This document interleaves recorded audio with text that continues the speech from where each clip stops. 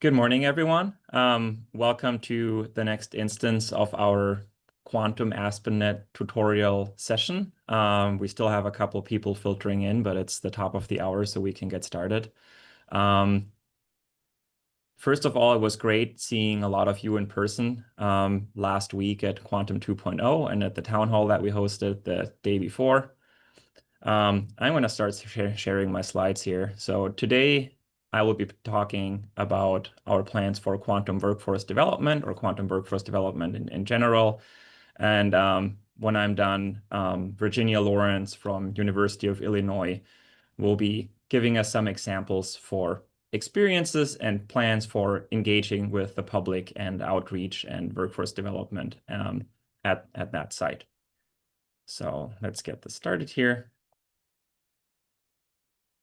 So for this tutorial about quantum workforce development, I want to start out by recapping that during our town hall at Quantum 2.0 and the podium discussion on workforce development at the conference, we collect a lot of feedback from the community about how we should approach this.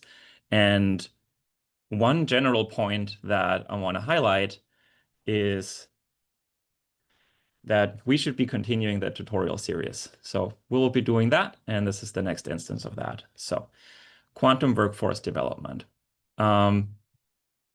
In specifically that part of our town hall where we asked for feedback about workforce development, we got a wide range of comments, and I want to highlight two here. One that obviously came from someone planning to work in industry, and one comment that came from someone already working in the industry is that the pool of candidates is too small.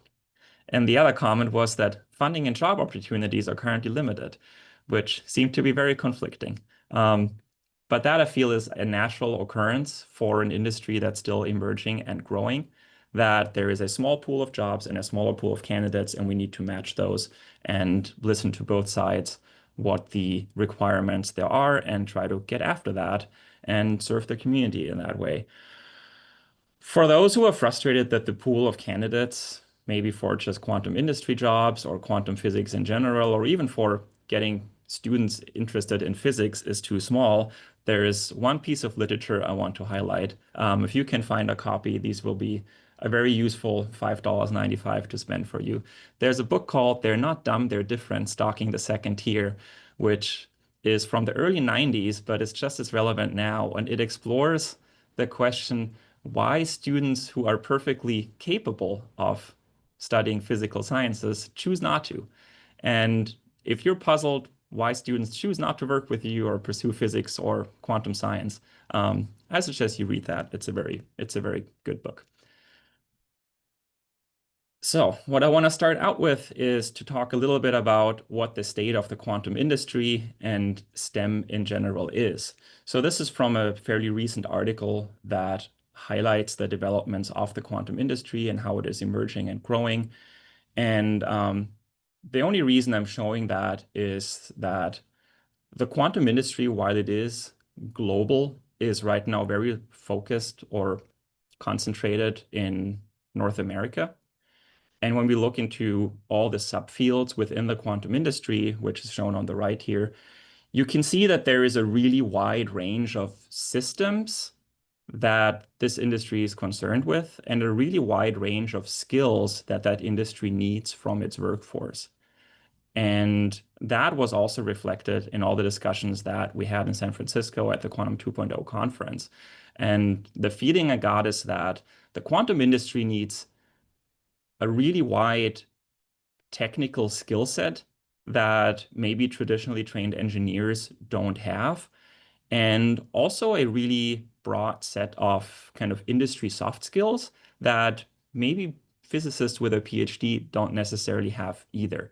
And that is why there is so much work to do to train a quantum workforce for the quantum industry in general, but also for quantum networking specifically. So for this tutorial, what I want to do is I first want to go over the state of the STEM workforce in general and talk about the demographics, the trends, the good things, the bad things, about how this part of the national workforce is developing.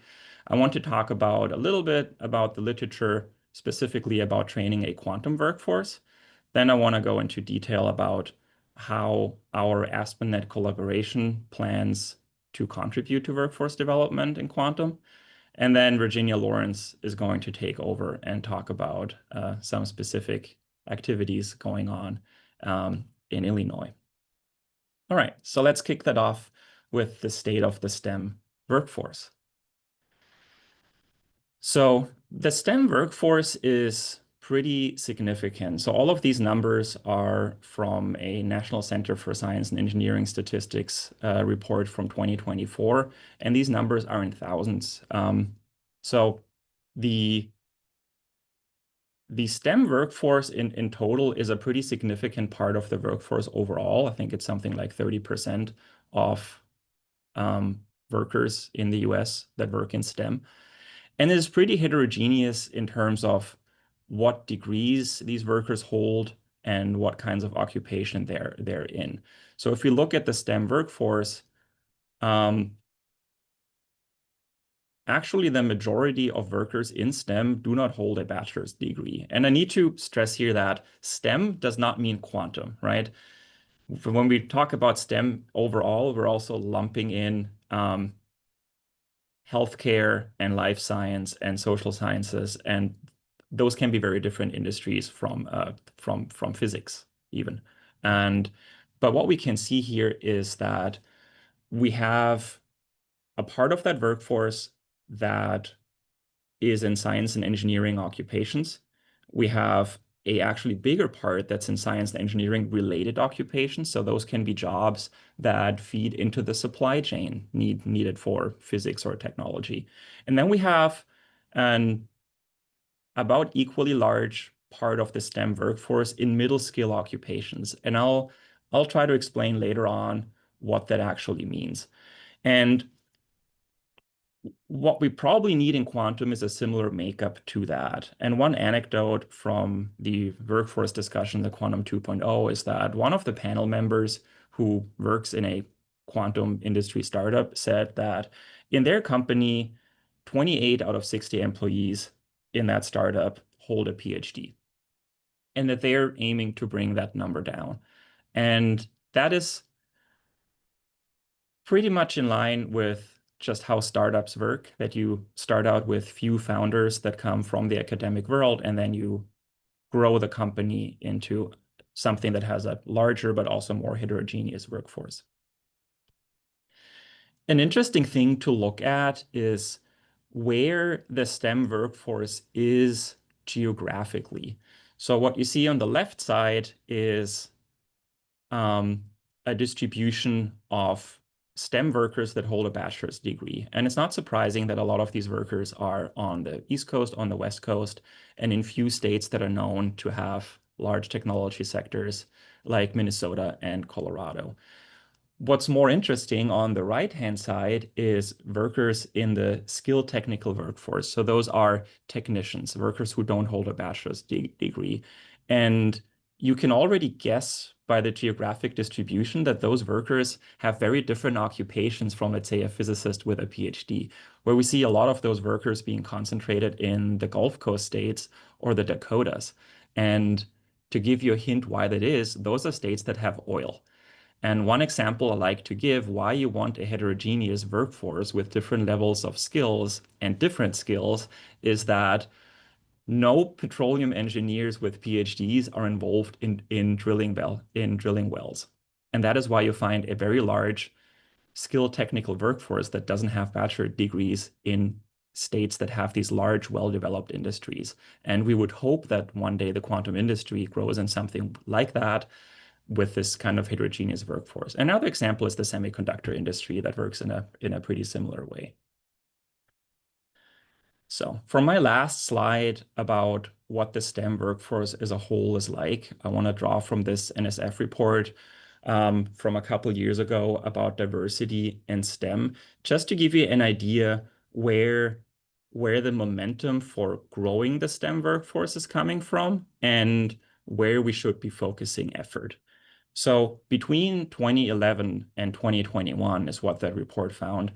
The total number of added jobs in the STEM workforce was just under, was about 5 million, 5.4 million to be exact.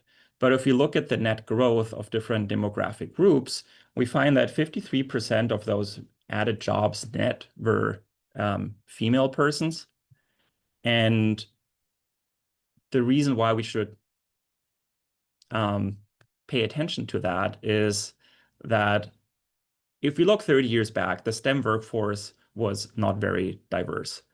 And in 1980, with the Science and Technology Equal Opportunities Act, Congress mandated that the NSF should do something about that and promote the inclusion of women and minority in STEM. And that has worked. And that is due to policy changes, but also to a lot of persistent work from the community itself. So the entire takeaway from that slide is that a lot of the momentum for the continuing growth of the STEM workforce comes from that inclusion of women and minority workers in that workforce.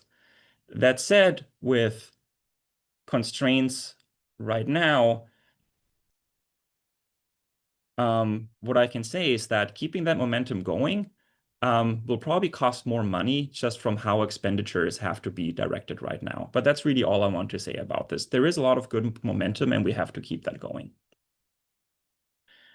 Now, that was all about STEM. And as I said, STEM includes a lot of different occupations and different skill levels. That also includes things like oil workers, healthcare workers that aren't really representative of quantum or even physics as a whole. So let's dig a little bit deeper into what the quantum workforce is like or should be like according to industry.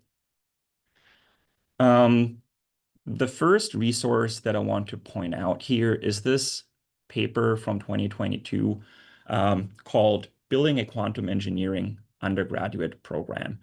And this article has been really a community effort to put into writing what educators in quantum think undergraduates should be exposed to in terms of quantum technology and quantum information.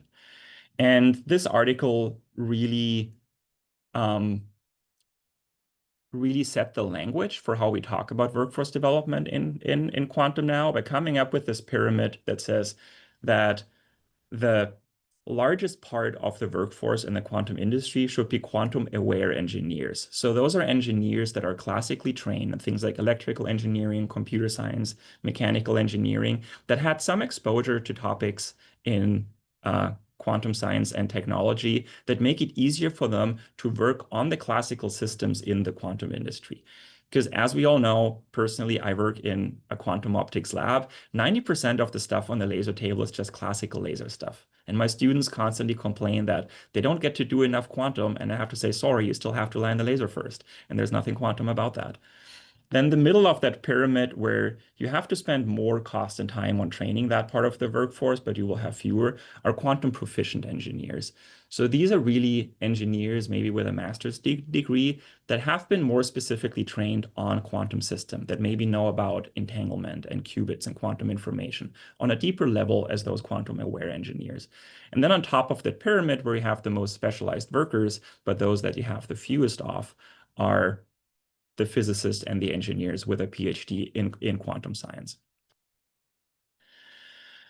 So for the next couple slides, I tried to put together some charts to outline what the paths into the quantum industry probably are right now. And I have to say, I made up all of those numbers. I did not look these up, but just to give you an example, what things are like and what they should be like for the quantum industry. So let's say you start out with 100 first-year college students who are interested in science and technology. Out of those, some number, let's say 60, will choose to major in some topic in science and engineering. Some of those will persist. Some of them will drop that major or switch to a non-science and engineering major. And that is okay. And again, if you're interested why that happens and why students who are perfectly qualified and capable of going into science and engineering choose not to, read the book. They're not dumb, they're different. Because the answers to me were surprising and very interesting. Now, you'll have some portion of those students with science and engineering majors who will make it to a bachelor's degree. And out of those, some percentage will have had some exposure to quantum. Maybe they are physics majors and took a quantum mechanics class, maybe even a quantum optics, a quantum computing class. Maybe you have the one odd computer science major who took a class on quantum computers. That happens. Now, let's say you're left with those 10 students with a bachelor's in science and engineering that had some exposure to quantum, and some of those will choose to pursue a PhD. Let's say there are 3 of those left who now end up with a PhD in quantum. And what will most likely happen with those 3 is one of them decides to take their chances in academia, one will start a bakery, and I'm still not sure which of those 2 I am, and one of them will take a job in the quantum industry. So what you end up with, most likely from your 100 students who were originally interested in science and engineering, you end up with 1, if you're lucky, that works in the quantum industry. And that is not a sustainable situation for an industry that is growing fast and going from dozens of people employed to thousands of people employed in only a few years. Now, if you look at a lot of the capacity building or workforce development funding opportunities that there are with federal funding agencies, for example, that could be the Expand QISE program in NSF, or in the DoD, you have the DEPS Core capacity building grants, AFRL STEM workforce development, and some others. What they seem to put priority on is train more physicists and engineers with PhDs. So you could call this style of workforce development science at all costs. Somehow you do what you can, or you're supposed to do what you can to get everyone on that track to get a PhD, and you funnel all of them in the quantum industry. And that is not going to happen. And that is not what we want to happen for a couple of reasons. And the main reason for that is that industry does not want this makeup for their workforce. They do not want to just employ people with PhDs because they need different skills that maybe someone with a PhD does not have. And they don't want to spend 6 figures a year on every single person in their workforce. And here's an example from a related workforce that has a very similar profile to quantum, and that's the semiconductor industry.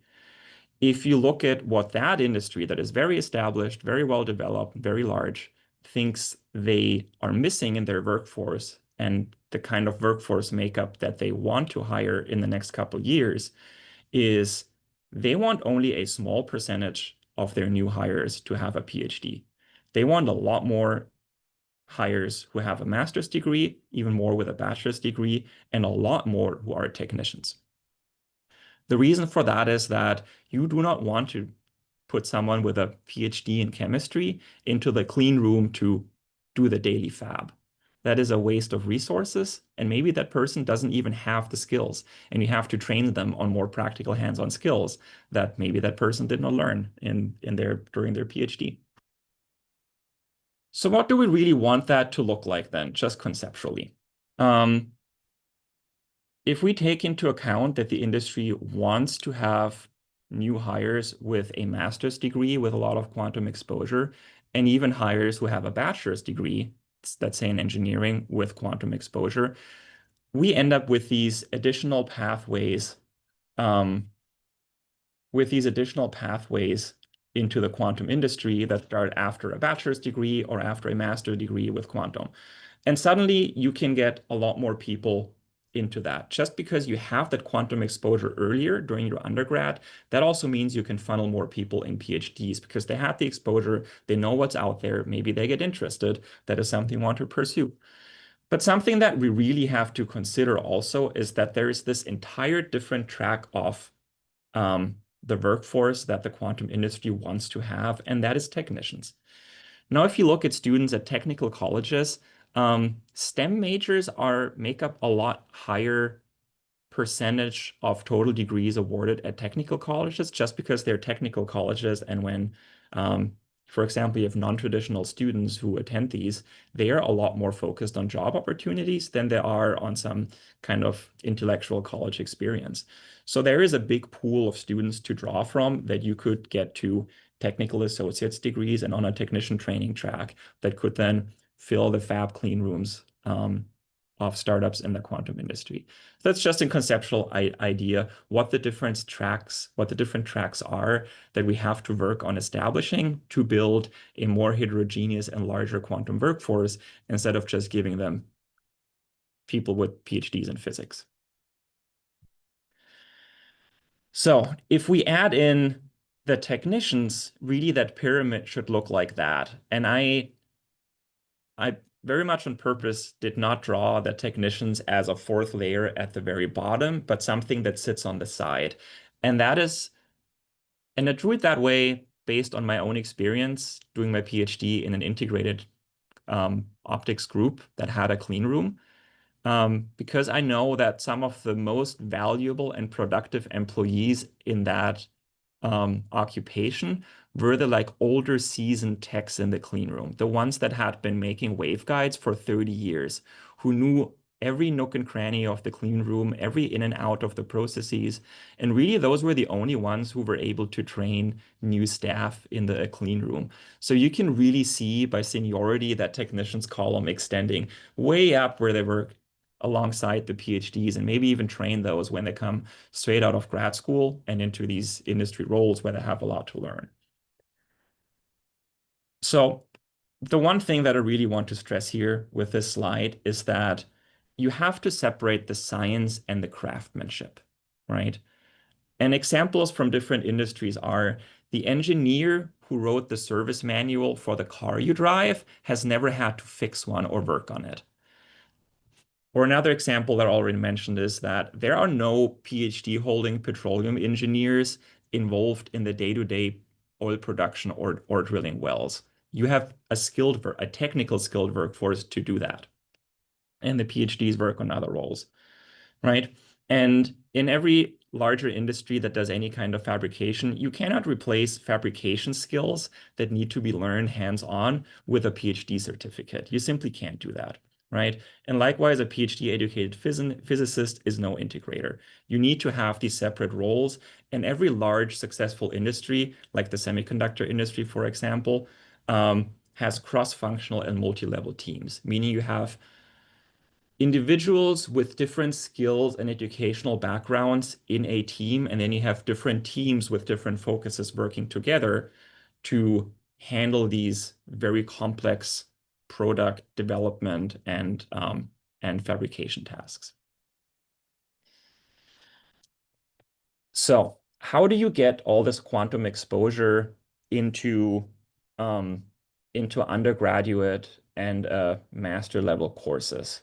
And that article I mentioned about quantum engineering education at the undergraduate level has a pretty well fleshed out list of topics that should be covered or modules that should be in that. For example, all these courses that are shown here in the left column, anything from linear algebra for quantum information science and engineering to physical quantum bit systems, and a lot of things in between. It has a list of things that should happen as hands-on training, like optics, atoms and ions, cryogenics, nanofabrication. Tools involvement from industry, like simulation tools like Qiskit or remote hardware access in the likes of the IBM machines.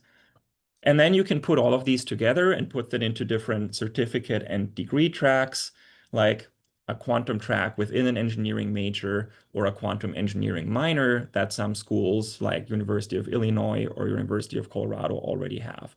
And I added a couple others just based on feedback that we got from industry, like quantum engineering certificates that could handle some of this low-level quantum exposure that you want for those quantum aware engineers. Master programs are highly thought after, and technician training to fill this skilled technical workforce that you will need to build devices and do fab. And some of my personal observations are that with a lot of this, you really need to prioritize hands-on education. And a lot of graduate programs right now are kind of burdened with a too large collection of unrelated core classes that may not really be useful in a quantum engineering master's program. but that's just a side note. And just also based on the industry feedback that we got in San Francisco, like two things that really stood out that emerging businesses in the quantum industry want their new hires to be trained in is single photon optics and nanofabrication. Those are the two big gaps that those companies see right now.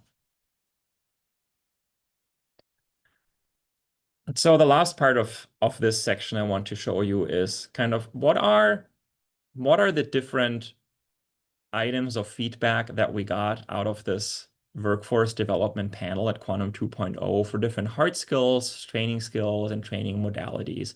So for the types of training and degrees, what industry seems to be looking for right now is, in the biggest chunk, master degrees with some focus on quantum and technician training. And one thing that was explicitly mentioned is take those courses and units that already exist in these quantum-focused graduate programs and bring them into the bachelor track so that you have this exposure early on. For hard skills, things like single photon optics, material science, fabrication, electrical engineering. So you can really see that what the industry wants are a workforce that's not just more heterogeneous in the level of training or the level of degrees, but also the different disciplines.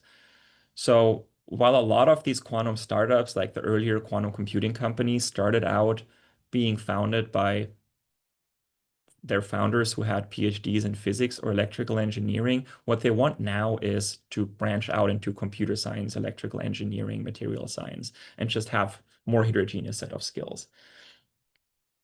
And the other side of that issue with having more heterogeneous skills is that this academically trained part of their workforce lacks the exposure to an industry mindset, which include things like interdisciplinary knowledge, adaptability, this industrial mindset, teamwork and technical writing skills. And so those are all things that are probably best incorporated with things like internships and industry involvements into those degree tracks, right? Okay. Are there any questions so far about any of these things? Anything in the chat that I'm missing?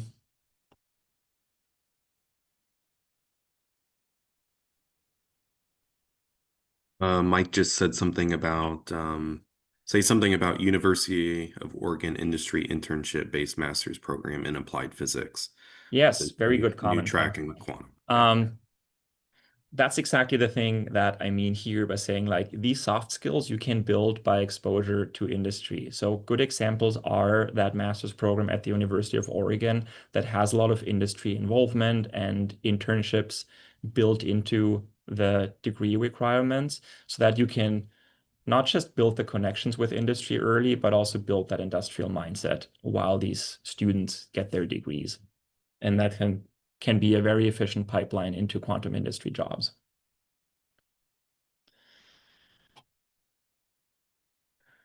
All right, so what plans do we have within ASPEN Net to accomplish all of this and help with this quantum workforce development in the way how the industry would like to see this? So probably know by now we have sites all over the country that are contributing to this contribution, and really the core of our strategy is to take an inventory of all the courses and degrees and programs and outreach activities that we already have and collect them, standardize them, centralize, and distribute them, right? Let's say University of Oregon already has a lot of course modules in their quantum master's program, and then someone who's at NIST Gaithersburg with an affiliation at University of Maryland wants to teach something similar there, right? You don't have to reinvent the wheel when we already have the capacity to teach these courses within the collaboration. And so some of these things that I just want to highlight are there. We have the Quantum Masters program in Oregon, the Industry Internship Network, winter schools.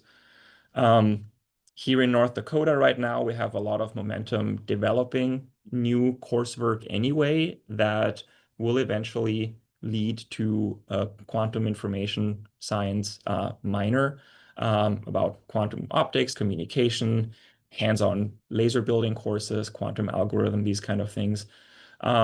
Boulder and Illinois are probably the sites within our collaboration that are the strongest with the programs and curriculum and technical college collaborations already existing that we can draw from.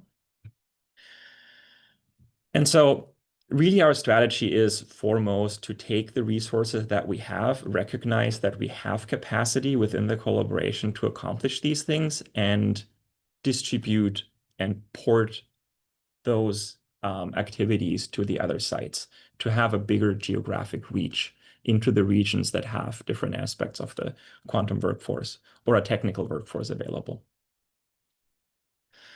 So if I had to redraw or rewrite those three pillars from the course modules, the hands-on training, and the certificates and degrees from the resources that we have or that we think are most relevant to quantum networks, I would probably slim down the course modules on the theory side and have it more focused on the quantum communication, optical devices, photonics, quantum material systems, these things. And for the hands-on training, things we can do, and that's really borrowed from other disciplines that already do that, like high energy physics, is we can centralize things like our research experience for undergraduate programs during the summer, where we can match students with mentors within our network and just expand our footprint in the community and in the country about that. And that would allow us to also put a bigger emphasis on clean room training, fabrication, access to open hardware, and access to our quantum network test beds. We can also do that with summer and winter schools and leveraging the internship opportunities at UO and at CU. What we already have available, as mentioned, is quantum engineering minor programs, master programs, semiconductor photonics certificates, and we will work on expanding this set of courses that we have to also cover quantum information certificates and possibly technician training with the connections to technical colleges that we already have. And as I said, the capacity is there. All we need is formalize it. And that is not as easy as it sounds because there is a lot of red tape when it comes to standing up certificates and new degree programs, getting that deployed in a university system, getting accreditation for all of these things. So the challenges here are not coming up with the material, but with the formalities of how to stand up new degree programs. During our, so when it comes to the hands-on training, during our town hall, we got a lot of feedback on that aspect of how do users and trainees or groups involved in workforce development in quantum wish to access our quantum network testbed and interact with it. And we got a lot of mixed feedback. There are definitely those who want to access the hardware. They want to fidget around with the sources and the fibers and the detectors and see all the guts of the system and work with the parts. Those who would definitely travel to bring their own modules and validate new hardware in the system. But then there are also those who say, no, we want remote access anyway, or we can't travel and we need the remote access to do anything like that. And we believe that we can serve both parts of that community. So in the bigger network sites like CU Boulder, which will be more focused on the networking, and Oregon that's more focused on the sensing, we can provide both. We can stand up access to the stack similar to what IBM does with their quantum machine. And we can also give physical access to the sites as they will exist in this Boulder Research and Administrative Network, which is the dark fiber network that we will use for this network. In addition to that, we want to give access to the full stack. So not just the physical layers of the bottom, the attosecond synchronization, the sources, but also the networking and the transport layers remotely or in person. So I think we can serve all of these different wishes for access that are needed for hands-on workforce developments with networks equally through the infrastructure that we're building. All right, at that part, I'm done giving you my spiel, and I want to hand it over to Virginia to talk about some of the activities in Illinois. Great, thank you so much, Marcus. So I will share my screen.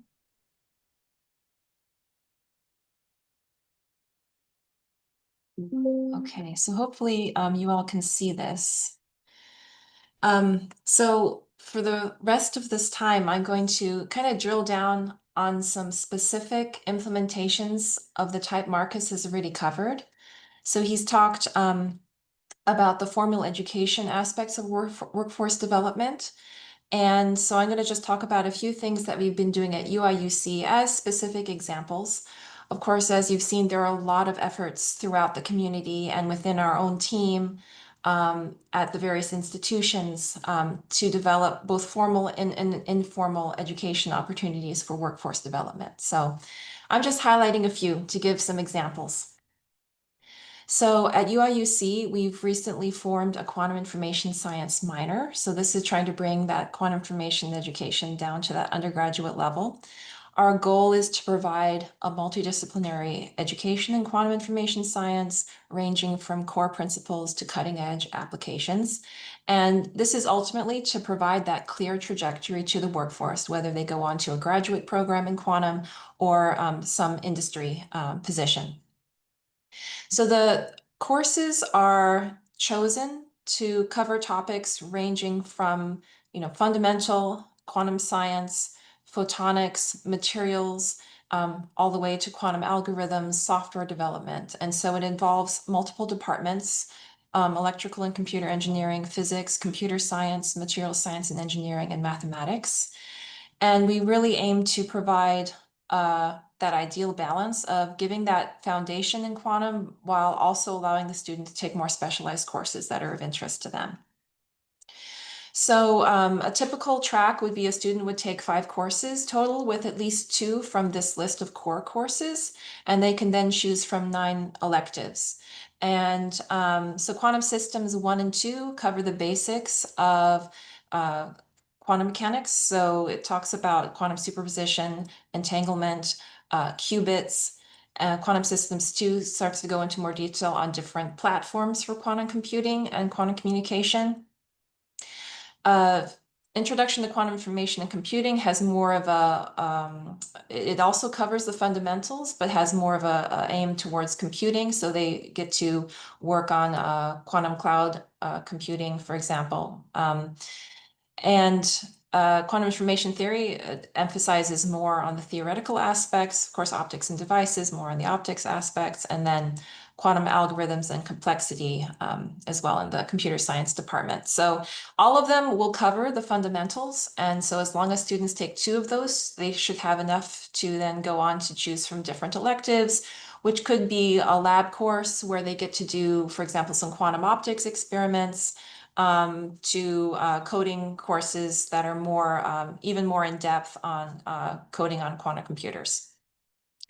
So we want to roll this out in fall 2026. And we anticipate about 20 students in year 1, and we hope to scale up to 100 by year 5. In terms of, the challenges here, I think, so UIUC is really fortunate to have a large number of people that are already teaching these courses in quantum. So, but they are spanning across all of these different disciplines, which is the beauty of quantum information science. It can also be a challenge, as Marcus mentioned, the red tape, so you have to go through the committees that approve new minors, and that requires a lot of coordination amongst departments. Because it's spanning so many departments, it's actually administered by the College of Engineering rather than a single department. And to make sure students have the proper advisory support, that's going to be done by the umbrella Quantum Science Center, which is called the Illinois Quantum Institute for Science and Technology, IQUIST. So that organization, which is basically representative of all the quantum work going on at UIUC, that will handle the student advisement.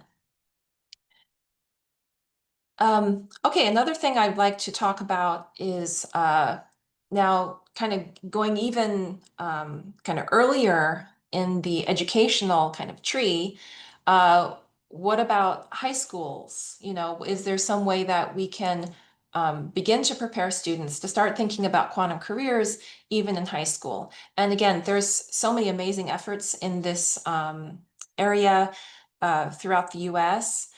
I'm just highlighting one aspect of what we're doing, which is trying to provide a formal education for high schoolers. So actually to make it part of the formal curriculum. And so we want to leverage a program that's been ongoing for a few years now that already provides high school students with excellent pedagogy. So the teachers undergo professional development and have a community of practice. And they in turn can then share best practices with amongst other teachers and elevate the kind of high school experience of physics. And as part of that, we want to bring formal quantum information science education to high school students. And so this is being done through a master's in teaching with a quantum component. It's based on the Illinois Physics in Secondary Schools program. So this program was launched in 2020.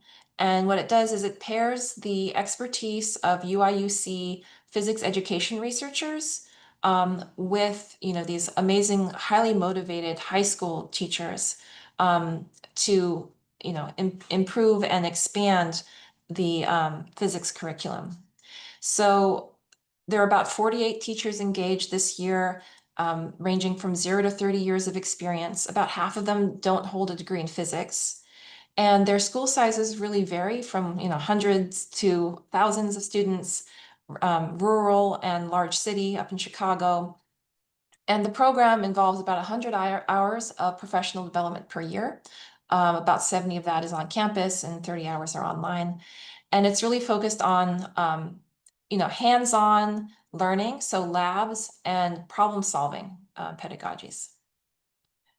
So, you know, for the students, it enhances their college preparedness and exposure to problem solving, and also being able to adjust to any shifting AP physics standards.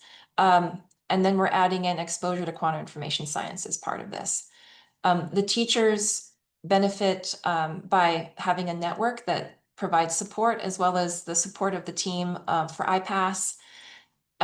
We provide instructional materials to help them in their teaching, and also pedagogy and content training. Of course, the quantum information science aspect is a major component that a lot of the teachers are excited to learn about. And then for UIUC, it provides better prepared students.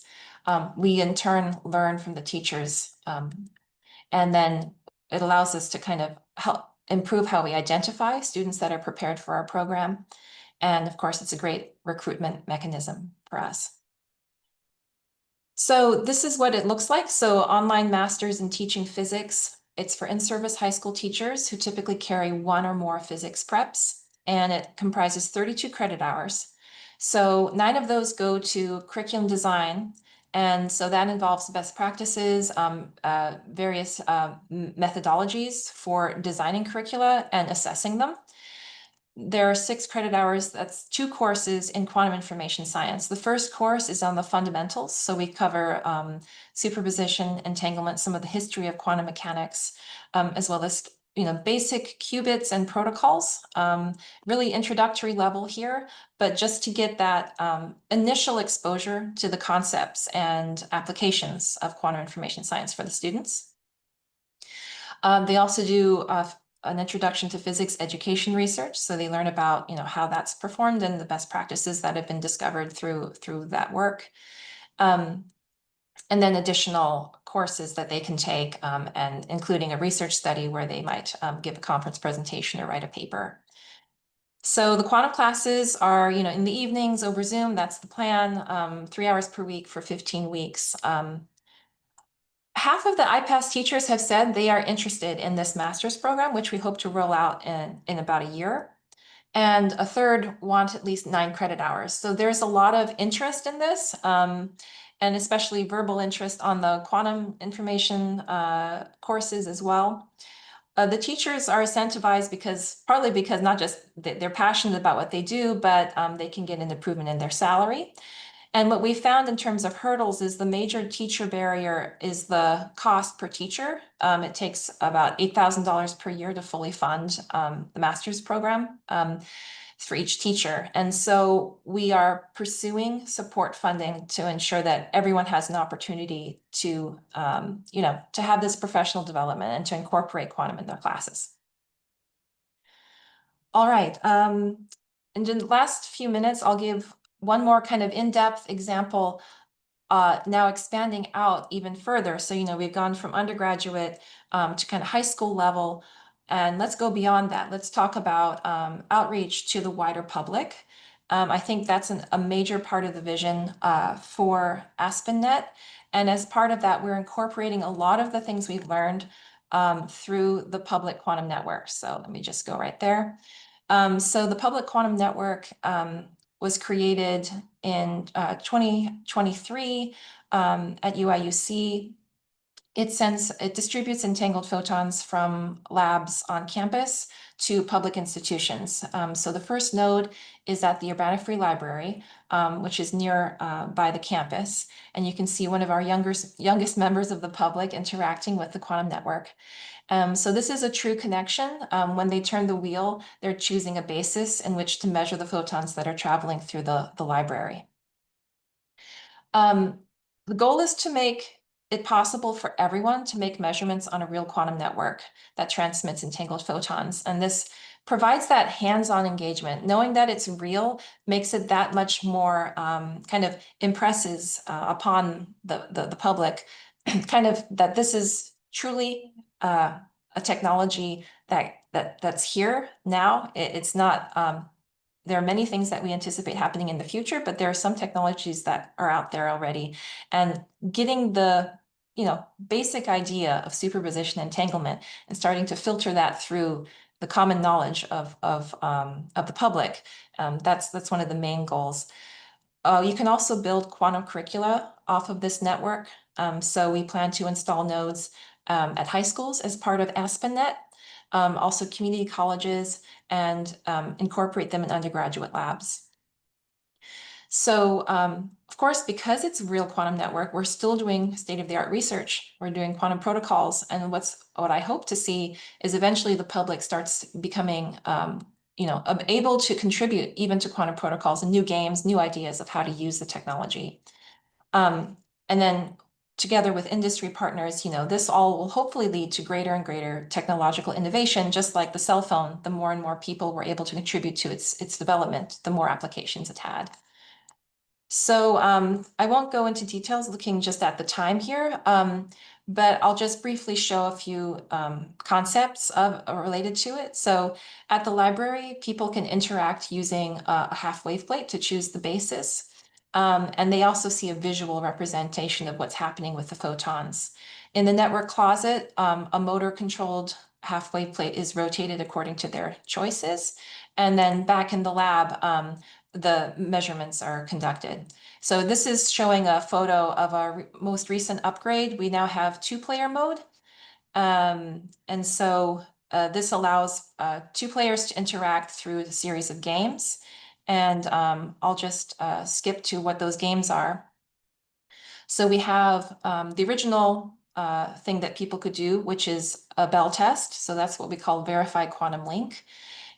We also have quantum fortune, which is taking the random numbers that are generated through the entangled pairs and using it to choose from a list of possible fortunes, which are all quotes of physicists.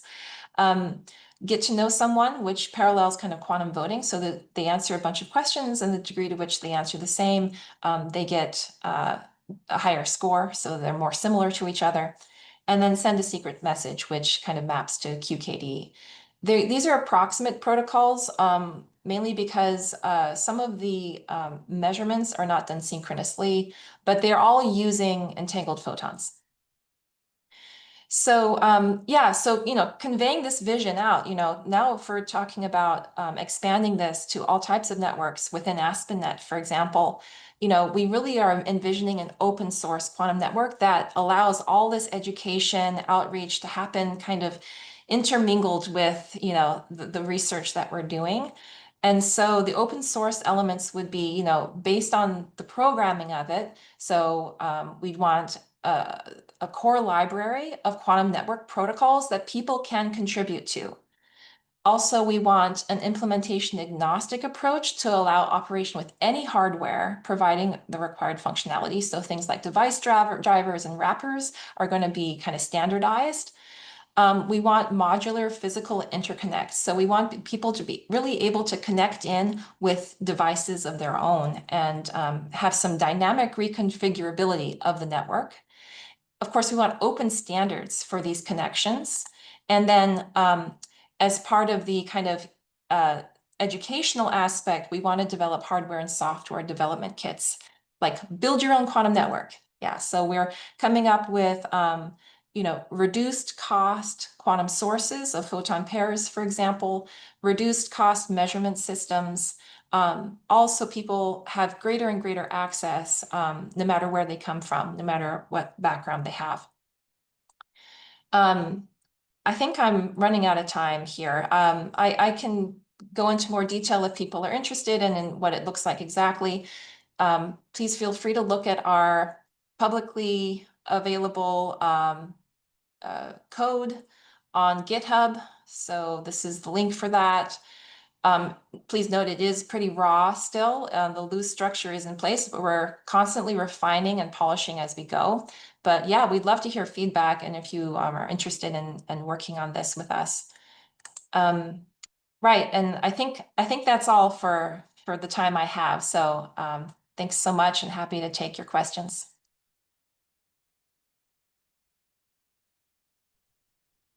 All right, thank you. That was great. Do we have any questions from the audience?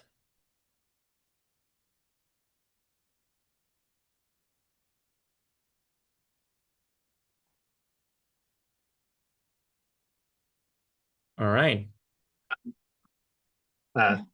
Thanks for the great talks. I have a question about just what you said at the end, Gina.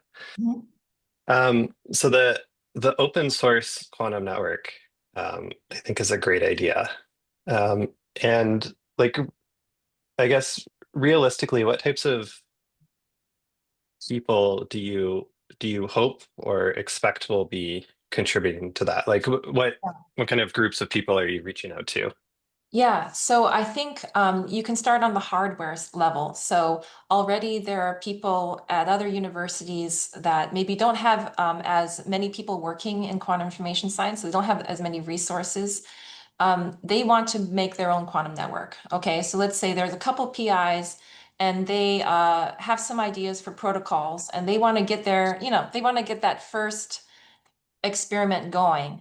And so these kits, these hardware kits, could be installed on whatever local fiber connections they have, and then they can use the software, which is open source. They could use that to run it, and then they can contribute their own protocols via the library. And I imagine the more and more this is adopted, the richer, it's like any open source sort of system, the richer it can become, the more applications people can find. So that's on the hardware level. And then on the software level, we're kind of envisioning that people will be able to make not only new protocols, but starting at the interface. So you could imagine that some people might want to see all the details of how the network is running. Other people may want to make it more accessible for students or for someone that doesn't know very much about quantum yet. They might want to add educational elements. So on the GUI side, that's going to be open source. You can almost think of it like a skin. We have like all of these possible things that can be shown. What do you want to show? And then going a little bit lower down, I can imagine on the kind of communication side, like that might be a bit trickier, but I am imagining that people with different skill sets can come in and say, hey, if you run it with a slightly different structure, so you have node to node or you have all to all, maybe there are different configurations that people can come up with for the API, you know, so how it runs specifically, or that sort of thing. So I think, you know, there's possibilities for all those things. And you know, how much we actually are able to do in 10 years, we'll see. But I'd like to keep that vision as kind of a goal. Yeah. Yeah, I think that's great. Thanks. Now, Marcus, Gina, I have a question, if I may. I'm John Callis. I'm from the Jet Propulsion Laboratory here in Pasadena, California. We are trying to establish what we call the Quantum Hub, which is the association of universities in the California area. So we have, you know, Caltech, UCSB, UCLA, UC San Diego, Berkeley, University of Arizona, Arizona State. And we're actually trying to do exactly what you're doing. And so instead of reinventing the wheel, I'd like to make a more ambitious request. How is it that we can learn from you and replicate a lot of what you're doing right now?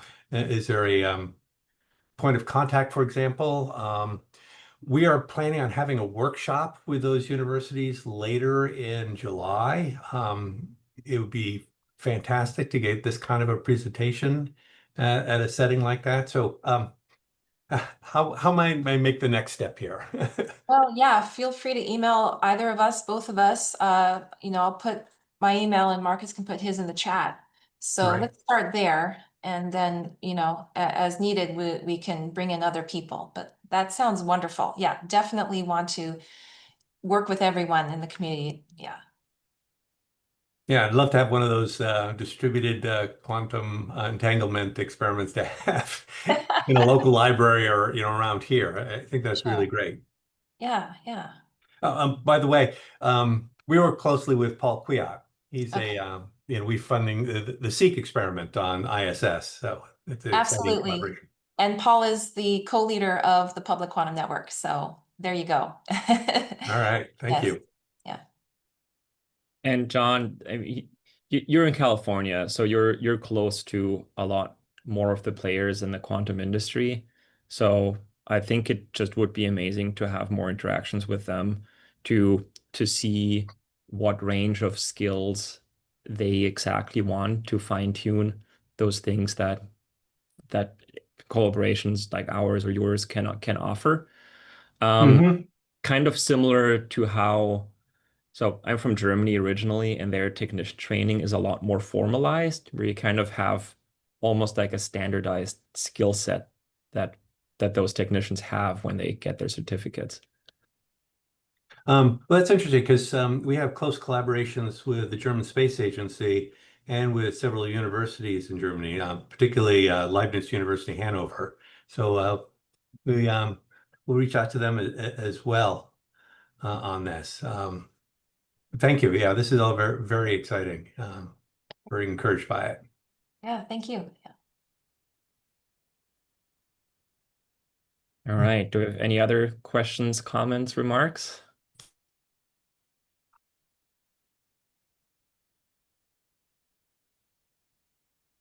Okay. If not, I think we can call it. Thank you all for attending.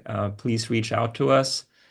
As always, the recordings of all the tutorials will be on the quantum-aspen.net website, and we hope to see you next time. Thanks, everyone. Right.